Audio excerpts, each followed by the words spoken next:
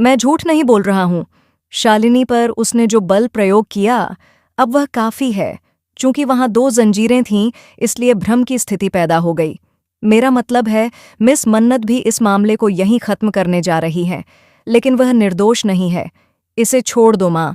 मनात अपने ही पैर पर कुल्हाड़ी मार रहा है, रहने दो।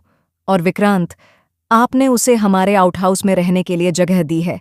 हमारा परिवार इस लड़की के प्रति बहुत दयालु है, लेकिन वह बेशर्म है। वह अभी भी उसी परिवार पर कीचड़ उछाल रही है। वह मुझे बेटा बेटा कहकर पुकारता है, लेकिन उसके इरादे उसके पिता जैसे नहीं हैं। वह पैसों से बचती है। जानते हो क्यों?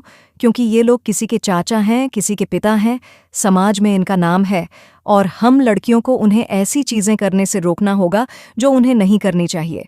अब आप ये कहने जा रहे हैं कि बॉबी ने भी आपके साथ जबरदस्ती करने की कोशिश की, है ना? मैंने ऐसा कुछ नहीं किया, लेकिन मैं जानता हूं, जब इरादा बुरा हो तो बात समझ में आती है। मिस मन्नत, यह व्यक्ति गलत है। आप इन सब बातों के सबूत के तौर पर इस चेन का इस्तेमाल कर रहे हैं, लेकिन यह चेन आपके चाचा की नहीं है। और क्या यह भी संभव है कि इस दुनिया में कोई और भी हो जिसका क्रम ऐसा ही हो? तुम समझते क्यों नहीं?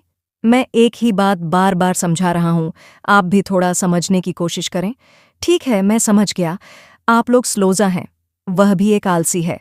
आपका एक परिवार है, और हर कोई अपने परिवार को बचाने की कोशिश करता है, अपनी गलतियों को छुपाता है।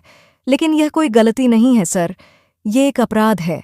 अपराधों के लिए कोई क्षमा नहीं है, अपराध के लिए सज़ा है, और इस आदमी को सज़ा मिलनी चाहिए, सिर्फ जेल ही नहीं। इस पर भी ध्यान दिया जाना चाहिए। माउंट को पता चलता है कि बॉबी शालिनी की हत्या का दोषी है।